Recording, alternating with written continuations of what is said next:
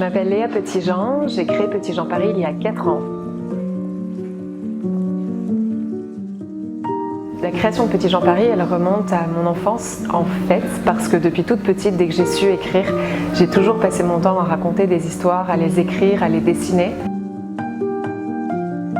Je dessinais des petites bandes dessinées que j'illustrais déjà à l'âge de 5-6 ans.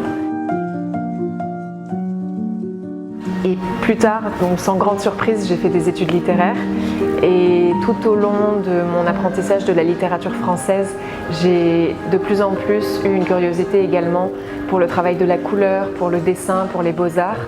Après mes études littéraires, j'ai eu l'immense chance de travailler pour une très belle maison de joaillerie Place Vendôme qui travaillait avec des artisans parmi les meilleurs artisans métiers d'art au monde. Et j'ai su, après mon passage dans cette maison, que je voulais continuer à travailler avec des artisans français. Et j'ai décidé, en fait assez jeune, de créer ma propre maison. Non pas de joaillerie, parce que moi, ma sensibilité allait plutôt vers les métiers d'art du textile. Le carré, c'est un accessoire de la mode française, intemporel, super féminin, très élégant.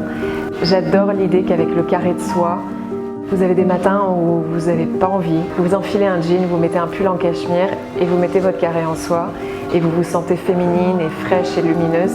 Et j'aime ce pouvoir qu'a le carré en soie sur comment une femme peut se sentir.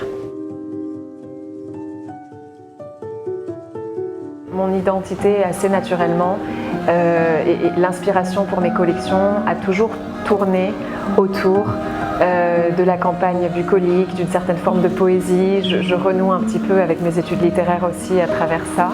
Je m'inspire beaucoup de souvenirs d'enfance, de régions de la campagne française dans lesquelles je suis allée en vacances petites pour mes collections. Et la toute dernière notamment s'inspire de Montmartre, qui est mon quartier préféré à Paris. Et puis c'est un quartier dans lequel, notamment au début du siècle et à la fin du 19e siècle, vous aviez tous les peintres parisiens qui venaient passer des soirées, qui habitaient à Paris, que ce soit Cézanne, que ce soit Renoir, que ce soit Picasso. Donc il y a une richesse culturelle incroyable à Montmartre. Donc ça a été ça la source d'inspiration pour cette dernière collection. Et puis au fur et à mesure qu'on a développé toutes ces collections, on a sorti de nouveaux formats. Que ce soit le bracelet en soie, que ce soit le gavroche, que ce soit la maxi lavaline, qui est comme une grosse cravate en soie que l'on peut également porter en ceinture.